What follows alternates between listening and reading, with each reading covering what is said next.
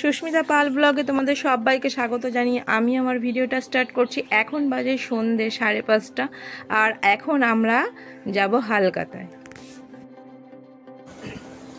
আমাদের বাড়ির সামনে মেলা, তাই মেলায় যাব, কিন্তু মেলায় যাওয়ার আগে আমাদের কিছু নিমন্ত্রণ পড়ে গেছে, হালকাতার নিমন্ত্রণ, সেখানে যাব। যেখানে কিনা সবাই আবার এটাই ভাববে যে পয়সা পায় সেই কারণে, মানে দোকানদার আর কি পয়সা পায় সেই কারণে হালকাতা করছেন না, একদমই না। এগুলো সব ভালোবাসার খাতিরে।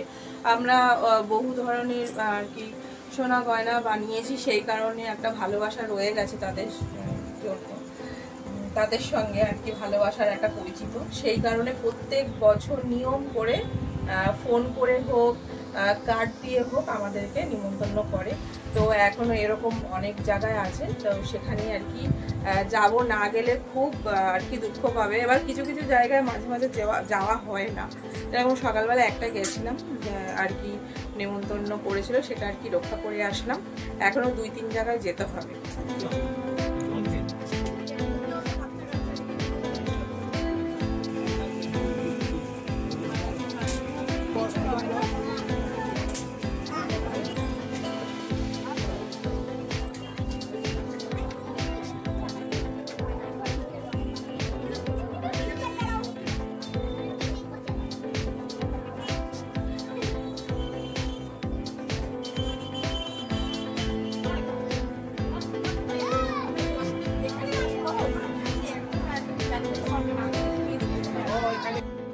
সন্ধ্যাবেলা আমরা তাড়াহুড়ো করে যেহেতু বেরিয়ে গেছিলাম, কারণ বাড়িতেও তাড়াতাড়ি ফিরতে হবে, পরের দিন মেয়ের সকালে স্কুল রয়েছে, তাড়াতাড়ি ওকে শোয়াতে হবে। সেই কারণে মেয়েকে আর বিকালবেলায় কিছু খাওয়ানো হয়নি, তাই ওর খুব খিদে পেয়ে গেছে।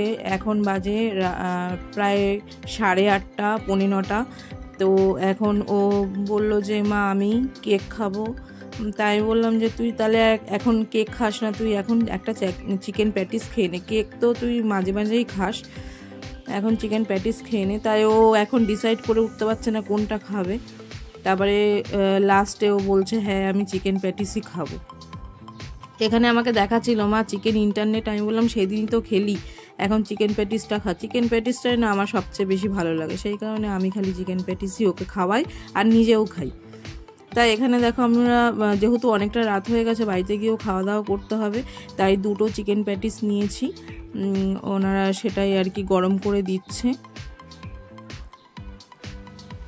এখন নিয়ে গরম করে দিচ্ছে।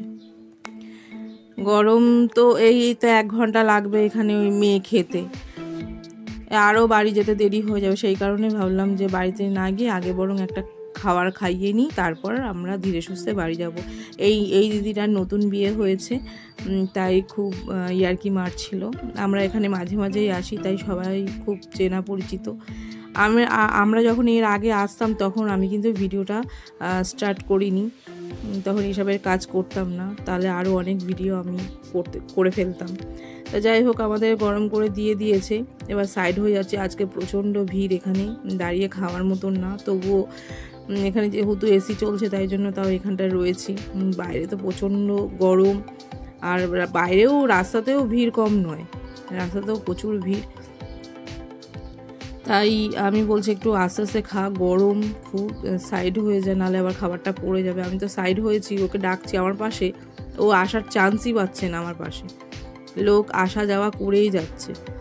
আর দোকানটা যথেষ্ট ছোট, তো সেই কারণে একটু বেশি আর কি অসুবিধা হয়ে যায়। এই করে আমরা বাড়ি চলে এসেছি। খাওয়া দাওয়া করে নেওয়ার আগে ঘরটার দেখো কি অবস্থা, দেখো।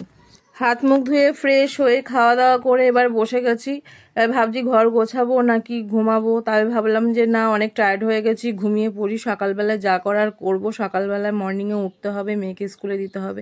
আমার ভিডিও যদি ভালো লেগে থাকে তাহলে প্লিজ তোমরা সাবস্ক্রাইব করো, আমার পাশে থাকো। আজকের মতো টাটা।